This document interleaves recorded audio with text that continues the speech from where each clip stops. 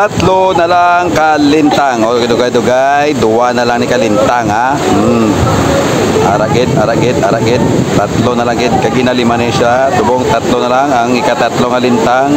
Ginalapaw-lapawa na sang tubig. Para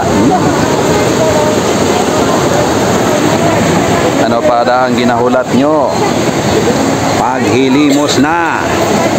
Alright, paghilimos na kamodera sang inyo nga panimalay kay ang tubig nagataas nga nagataas diri sa ilog Ilabangan River.